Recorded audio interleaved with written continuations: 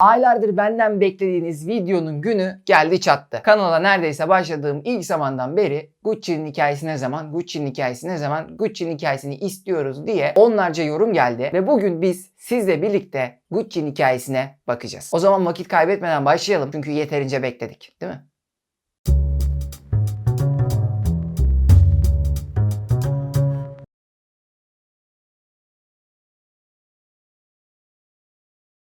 Gucci'nin kurucusu Guccio Gucci 1881 yılında Floransa'da doğuyor. Babası deri eşya üretimi yapan bir adam. Guccio babasının yolundan gitmeyi tercih etmiyor ve henüz genç yaşlarında Londra gibi, Paris gibi çeşitli şehirlerde garsonluk, bulaşıkçılık yapıyor. Ardından 16 yaşında yine Londra'da çok önemli otellerden biri olan Savoy Otel'de asansör görevlisi olarak çalışmaya başlıyor. İşte hayatını değiştirecek şey de aslında burada çalışması oluyor. Çünkü burada çalıştığı süre zarfında bu lüks oteli ziyaret eden ünlüler ve çeşitli zenginlerin stilleri, moda ile ilişkileri onun bayağı dikkatini çekiyor. Özellikle de kullanmış oldukları valizler. 1902'de tekrar memleketine dönüyor, Floransa'ya dönüyor. Daha önce babasının yolundan gitmek istemediğini ve bu yüzden ülkesinden, memleketinden ayrıldığını söylemiştik.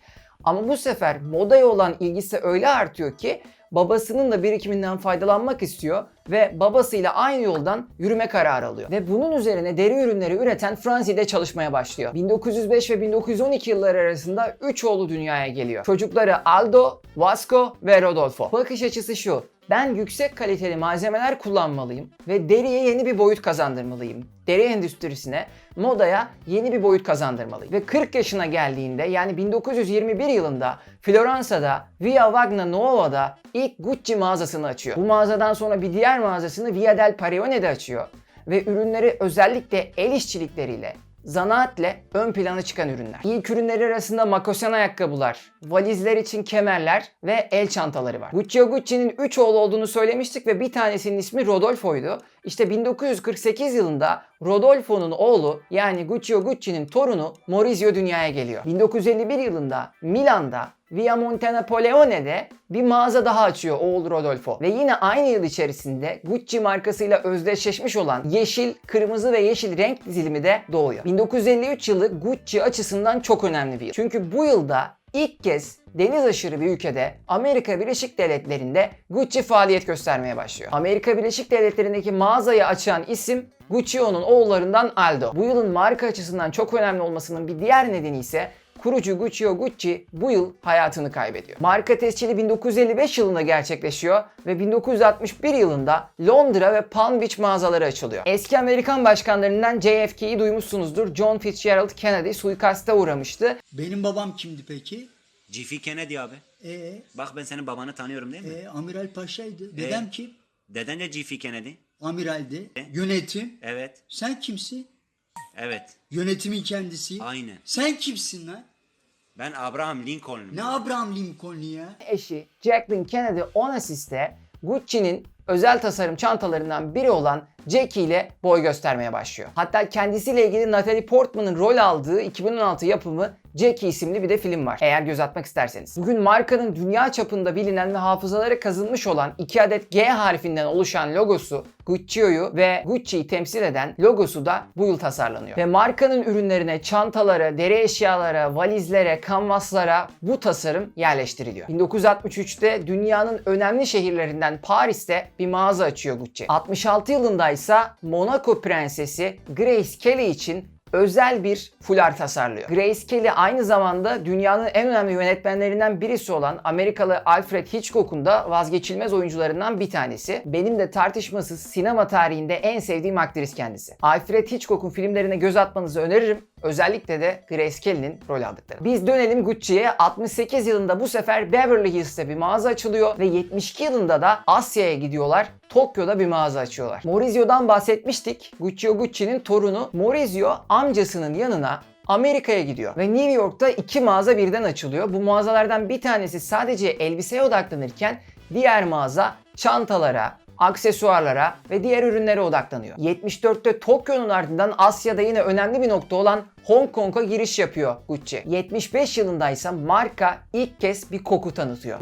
Gucci'nin oğullarından Rodolfo 82'de şirketin başına geçiyor. Gucci'nin ikonik tasarımlarından Makosen ayakkabısı New York Metropolitan Sanat Müzesi'nde 1985 yılında müzenin ayrılmaz parçaları arasında yer alıyor. 1989 yılına geldiğimizde ise Anglo-Arap bir yatırım şirketi olan Investcorp Gucci'nin %50'sini satın alıyor. Fakat şirketi satın almakta kalmıyorlar, daha fazla büyütmek istiyorlar ve New York 5. caddenin önemli mağazalarından Bergdorf Goodman'in yöneticisi Dawn Mello'yu transfer ediyorlar. Mello kendisi göreve geldikten sonra Bergdorf'tan tanıdığı ve Bergdorf'un tasarım bölüm başkanı olan Richard Lambert'ını Gucci'ye getiriyor ve tasarım direktörü yapıyor. Bu önemli isimlere ek olarak 1990 yılında ünlü tasarımcı Tom Ford da Gucci'nin bünyesine katılıyor. 1993 yılında torun Maurizio kalan paylarını Investcorp şirketine satıyor ve Gucci ailesinin Gucci markasıyla artık bir ilişiği kalmıyor. Gucci Amerika'nın eski CEO'su olan Domenico De Sole 1995 yılında tüm grubun CEO'su oluyor. Bu yılda Gucci açısından çok önemli bir yıl aslında. Çünkü kendisi şunu fark ediyor. Gucci artan franchise sayısıyla beraber aslında değerini kaybeden bir markaya dönüşme riskini yaşıyor. Yani fazladan verilen lisanslar ve franchise'lar markanın aslında kimliğini zedeliyor ve ucuz bir izlenim uyandırıyor şeklinde düşünüyor. Ve bu duruma bir dur deyip buna göre bir planlama yapıyor. Maurizio Gucci'nin paylarını Investcorp'a sattığını ve şirketten ayrıldığını, artık Gucci ailesinin Gucci ile bir ilişkinin olmadığını söylemiştik.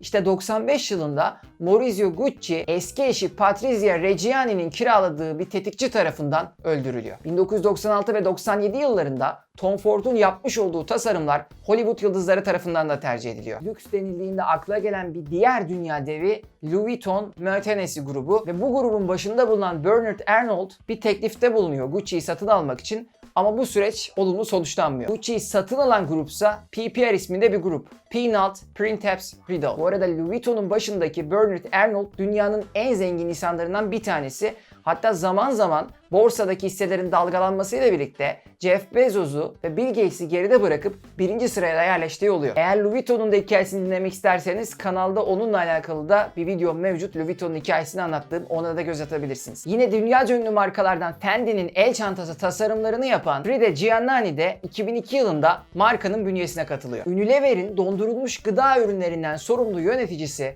Robert Paulette grubun CEO'su oluyor. 2007 yılında ise Gucci ilk defa televizyonda bir reklam yayınlıyor. Reklamın yönetmeni ünlü yönetmen David Lynch ve söz konusu ürün Gucci'nin Gucci isimli parfümü. 2008 yılında New York 5. caddede Trump Towers'ta bir mağaza açıyor Gucci. Erkekler için olan parfümlerini tanıtıyorlar ve reklamlarında ünlü oyuncu James Franco yer alıyor. 2009 yılında ise şirketin yeni CEO'su Patrizio Di Marco oluyor. Gucci farklı bir mağaza konseptini daha uygulamaya almaya başlıyor ve pop-up mağazalar açıyor. İlk pop-up mağazasını New York'ta açıyor. Bunun ardından Miami'de, Londra'da ve Tokyo'da da bu tip mağazalar açmaya devam ediyor. Ayrıca aynı yıl Hindistan pazarına da giriş yapıyorlar. 2011'de şirket 90. yılını kutluyor ve önümüzdeki sene yani 2021 yılında da şirketin 100. yılı kutlanıyor olacak. Şu an içinde bulunduğumuz dönemde insanların fazlasıyla materyalist yaklaşımlar sergilediğini, maddenin, mananın çok daha önünde yer aldığını hepimiz biliyoruz. İşte böyle bir ortamda markalar çok fazla değer kazanıyor. Gucci de bu markalardan bir tanesi ve dünyanın en değerli markaları arasında. Bu tasarımların bazıları kimisi için hiçbir şey ifade etmiyor olabilir. İçlerinde gerçekten çok kaliteli tasarımlar da var ama tabii ki her biri herkesin zevkine hitap etmiyor olabilir. Bununla birlikte bu tasarımları beğenin veya beğenmeyin, bu marka kimliğine sahip olmanın ve dünya çapında bilinmenin, tıpkı First Lady Jacqueline Kennedy'de olduğu gibi önemli isimlerde bu ürünleri görmenin, ünlü isimler tarafından bu ürünlerin, bu markaların tercih edilmesinin, bu markaların zihinlerimize yerleşmesinde çok büyük rolü var. Evet, binlerce dolarlık bir Gucci ürünü yerine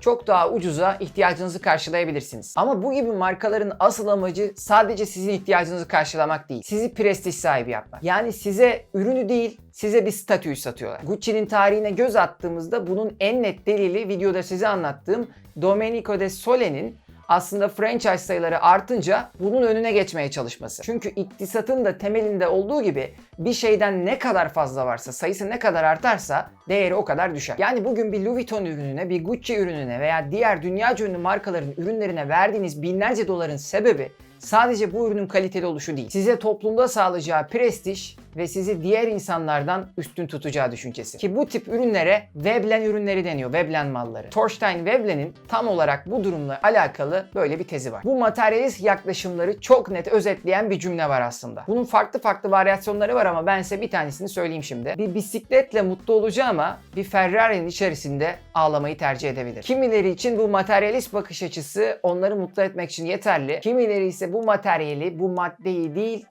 için içindeki manayı bulmaya çalışıyor. Bence dünyadaki pek çok sorunun, pek çok problemin sebebi de aslında bu tercihlerde yatıyor. Peki siz bu ikilemde hangisini tercih ediyorsunuz? Yorumlarınızı aşağı yazabilirsiniz. Benden dinlemek istediğiniz markaların hikayelerini aşağıya yazabilirsiniz. Önümüzdeki videoda başka bir markanın hikayesiyle görüşmek üzere.